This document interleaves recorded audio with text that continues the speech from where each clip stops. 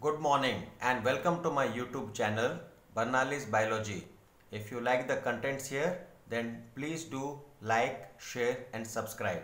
Today we are going to continue our chapter Reproduction in Organisms, chapter 1 of class 12. Our topic today is pre-fertilization events. These include all the events of sexual reproduction prior to the fusion of gametes, and the two main pre-fertilization events are 1. Gametogenesis and 2. Gamete transfer. Let us begin by the first topic, gametogenesis. Gametogenesis refers to the process of formation of the two types of gametes, that is the male gamete and the female gamete. Gametes are haploid cells. In some algae, the two gametes are so similar in appearance that it is not possible to categorize them into male and female gametes. Hence, they are called homogametes or isogametes. However, in a majority of sexually reproducing organisms, the gametes produced are of two morphologically distinct types, heterogametes. In such organisms, the male gamete is called the antherozoid or sperm and the female gamete is called the egg or ovum. If we have a look at the diagrams of the types of gametes, figure A shows isogametes of Cladophora and Alga. Here you can see that both the gametes are of the same shape and size and we cannot distinguish the male from the female. But in the case of heterogametes, as seen in fucus and alga and human beings, you can see that the male and female gametes are different. Normally, the female gamete is always large and the male gamete is always small. The female is mostly immotile and the male is motile. Sexuality in organisms. Sexual reproduction in organisms generally involves the fusion of gametes from two different individuals, but this is not always true. A question: can you identify cases where self-fertilization is observed? It is observed in Platyhelminthes. In Platyhelminthes, a single organism is capable of giving rise to male and female gametes which show internal fertilization. But some examples like this in plants are very easy. Plants may have both male and female reproductive structures in the same plant, that is called bisexual, or on different plants it is called unisexual. In several fungi and plants, terms such as homothallic and monoecious are used to denote the bisexual condition. Similarly, the term heterothallic and dioecious are used to describe unisexual condition. In this diagram you can see examples of bisexual plants. It means both male and female reproductive structures are present in the same plant, also called monoecious. First example is Chara. In Chara, you can see that the female sex organ oogonium is on the top and the male sex organ antheridium is in the bottom. Similarly, in the case of sweet potato, we can see that stamens are on the periphery. They represent the male gametes formation structure, and carpels, they are present in the center. They represent the female part of the flower. Sexuality in organisms in the case of unisexual plants. Here the male and female reproductive structures are in different plant, also called dioecious. An example is Marchantia. These are bryophytes. Here you can see that the female thallus has got archegoniophore and the male thallus has got anthridiophore. Some more terms related to sexuality. In flowering plants, the unisexual male flower is staminate, that is, it bears the stamens, while the female is pistillate, bearing the pistils. In some flowering plants, both male and female flowers may be present on the same individual. such condition is called monoecious, or the male and female flowers may be present on separate individuals. Such conditions are called dioecious. Some examples of monoecious plants are cucurbits and coconuts, and examples of dioecious plants are papaya and date palm. In the case of papaya and date palm, the male plant will be different and the female plant will be different. Name the type of gametes that are formed in staminate and pistillate flowers. So, the staminate will give rise to male gametes and the pistillate flowers will give rise to female gametes.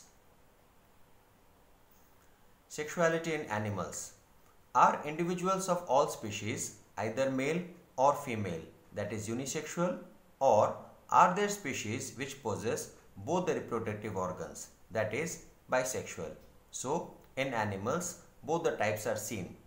Examples of bisexual animals are earthworms, sponge, tapeworm, and leech. Animals that possess both male and female reproductive organs are hermaphrodites. Example of an unisexual species is cockroach. This is the diagram of an bisexual organism, earthworm. Here you can see that the testes and ovary lie within a single organism. An example of unisexual animal is cockroach. Here you can see testes and ovary are present on separate individuals. Cell division during gamete formation. Gametes in all heterogametic species are of two types, that is the male gamete and the female gamete. Gametes are haploid, though the parent plant body from which they arise may be either haploid or diploid. A haploid parent produces gametes by mitotic division. Does this mean that meiosis never occurs in organisms that are haploid? When mitosis takes place in a haploid parent, it will give haploid gametes. When those two gametes fuse, it will form a zygote which is diploid. So, in this case, meiosis will take place in the zygote. So, zygotic meiosis is seen in the case of haploid parents. Several organisms belonging to Monera, fungi, algae and bryophytes have haploid plant body, but organisms belonging to pteridophytes, gymnosperms, angiosperms and most of the animals including human beings, the parental body is diploid. It is obvious that meiosis, the reduction division, has to occur if a diploid body has to produce haploid gametes. In diploid organisms, there are some specialized cells which are called meiocytes or gamete mother cells which undergo meiosis, or we can say those cells which undergo meiosis are called meiocytes. At the end of meiosis, only one set of chromosomes gets incorporated into each gamete. A question which comes to our mind is there any relationship in the number of chromosomes of meiocytes and gametes? Let us find out. In this table you can see we have got three columns. In the first column we have got the name of the organism. In the second one we have got chromosome number in meiocyte which represents the diploid state, and in the third column we have got chromosome number of gametes which represents the haploid state. Let us have a look at an example. Human beings. In human beings, the chromosome number in meiocyte is 46, that is the diploid condition. The chromosome number in gametes will be 23, that represents N, that is the haploid condition. So we can see that the chromosome number in gametes is always half of what is seen in the meiocyte. Let us understand by taking two more examples. In the case of housefly, the chromosome number in meiocyte is 12. That means the chromosome number in a gamete will be 6. In the case of a rat, the chromosome number of gamete is 21. So it means the chromosome number in meiocyte will be double of 21, that is 42. Likewise, we can find out the chromosome number in meiocyte and chromosome number in gamete in the case of rat, dog, cat, fruit fly, Ophioglossum, apple, rice, maize, potato, butterfly and onion. Here kindly remember Ophioglossum F1 has got chromosome number in gametes as 630, which is very large as compared to other plants and animals. The second topic for today is gamete transfer. After the formation, male and female gametes must be physically brought together to facilitate fusion, that is fertilization. A question which comes to our mind is, how do the gametes meet? In a majority of organisms, male gamete is motile and the female gamete is stationary. Exceptions are a few fungi and algae in which both types of gametes are motile. There is a need for a medium through which the male gametes move. In several simple plants like algae, bryophytes and pteridophytes, water is the medium through which this gamete transfer takes place.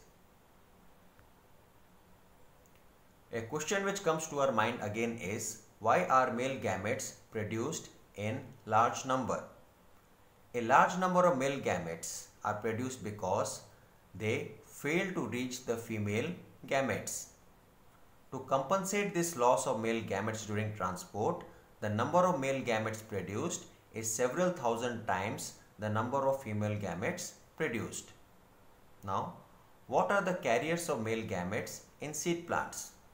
In seed plants, pollen grains are the carriers of male gametes and ovule have the egg.